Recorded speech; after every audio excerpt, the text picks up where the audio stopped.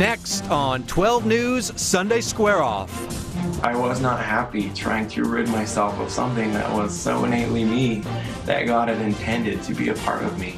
The gay son of conservative Congressman Salmon on his relationship with his father, his family, and his faith. And what happens when politics gets in the way. Then.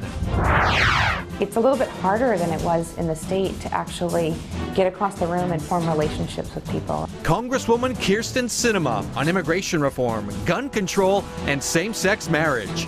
12 News Sunday Square Off starts now. Good morning and welcome to Sunday Square Off. I'm Bram Resnick.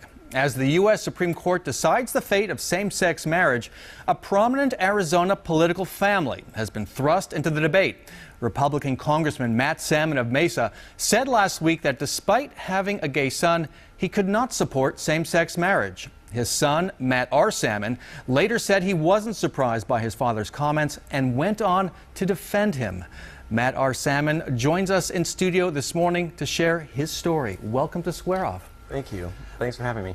We know about your dad. Let's learn just a little bit about you. You're a third-year medical student. How old are you? Where'd you go to school? Third-year medical student at Midwestern University here in Phoenix.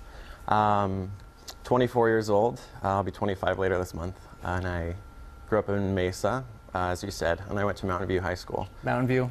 College at? ASU, and I studied psychology for my undergrad. Okay, so now we know the thumbnail sketch. Let's get to the news of the past week. The media and online response to your comments, I have to say, was startling. Both you and your father were condemned. I want to listen to something that Rachel Maddow, who is gay, said on MSNBC last week.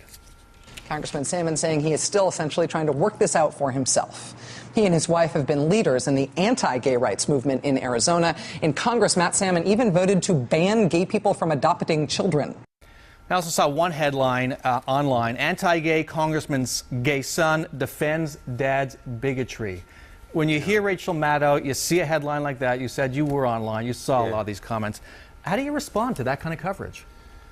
Honestly, it kind of, I guess in one way I'm surprised, in one way I'm not. I kind of expect things like this, but at the same time it surprises me because it's hard for me to understand that people will jump to the conclusion that he's anti-gay, he's a bigot, when really, yeah, he doesn't support gay marriage, but that doesn't make him anti-gay at all. And it seems like they're missing a big part of your story with your father. Your father went on to discuss his relationship with you. And how would you describe your relationship with your folks? My father and I have a great relationship. He's one of my close friends. We talk about all sorts of things and we give each other advice. And I mean, I even called to talk to him about interviewing and coming on here. And what kind of tips did he give you? No, all he said was, you know, I support you no matter what you do. I know I have faith in you, and I know that that you know what you're doing, and so I'm not worried about it if you go on. One of the things, maybe this shouldn't have surprised me, you told me you had an interview canceled. Yes, two. Two interviews canceled because you were not going to bash your father. Who were they with, and how did that make you feel?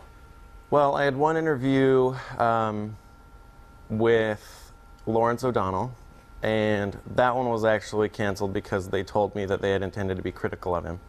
And so since I was unwilling to do so, they said that maybe they could find something for me to talk about later on down the road, and so they canceled that one. And then another with Piers Morgan Live. They seemed very gung-ho about it, and then when I was talking about how supportive I was of my father and how I was unwilling to be negative, they seemed to lose interest. And all of a sudden their show got jammed and they couldn't fit me in. Wow. Yeah. What does that tell you? People want controversy. They want controversy. And, you know, well, people might accuse me of wanting that too, be that as it may. You came out 11 years ago to your mom. Yes. You were a gay teenager in the Mormon church. How difficult was that? It was pretty rough. I was always told that it wasn't something I could be, that it wasn't who I was, that it was a phase. And so I tried really hard to believe that. I tried to believe that it was a phase and tried to do everything that I could to not be gay. And it just there was nothing I could do. Eventually, I just had to accept myself. And you even voted in 2006, you voted yes on the ban on same-sex I did. marriage on the Arizona ballot. I had just turned 18, yes. And at the time, I was in reparative therapy, and I was very much sure that I was going to be straight, and I was very much in line with the idea that I should vote on that, and I should vote yes. What was the lowest point in your relationship with your dad? It was probably while I was in, I would say it was probably while I was in college, when I was, at ASU. And I had just decided that I was no longer going to do reparative therapy, and it was hard for him. We still had a loving relationship, but it was difficult for him to accept, and so it was a rough patch. And you've reconciled. What was the key moment for both of you in that reconciliation, or at least coming closer together? After a lot of discussion and just talking about where I come from, and explaining to him that I want a family and I intend to have one. And at that point I said, this is what I want. I want the same things that you want. I want the same things that you have with Mom.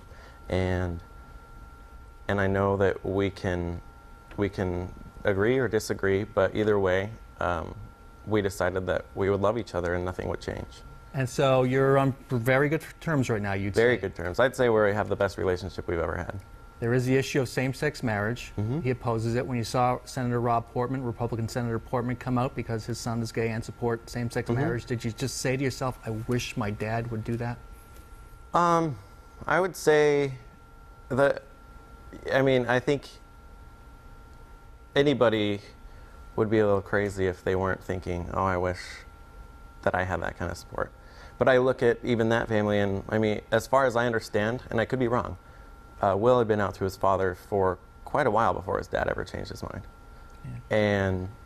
And I know it took me 20 years before I was okay with myself, and I can't expect anybody else to do it overnight or change their minds in any sooner amount of time. Last question, do you expect your parents to attend your wedding someday?